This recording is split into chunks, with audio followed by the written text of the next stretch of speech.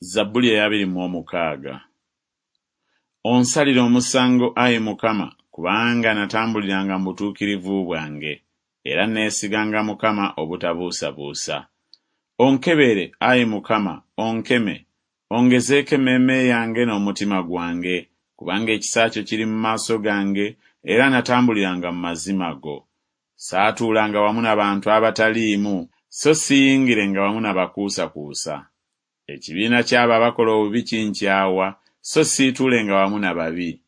Naanaabanga mu ngalo zange mu butayonoona, bwe neetooloolanga bwe ntyo ekyoto kyo, Ayi Mukama.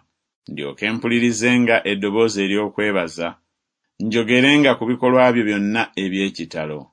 Mukama, njagala ekisulo eky'omu nnyumba yo, n'ekifo ekitiibwa kyo kye kituulamu. Tonoga mmeeme yange wamu n'abalina ebibi, newaakubadde obulamu bwange wamu n'abantu ab'omu nsi. Emikono gyabwe girimu ettima, n'omukono gwabwe ogwa ddyo gujjudde enguzi. Naye nze naatambuliranga mu butuukirivu bwange.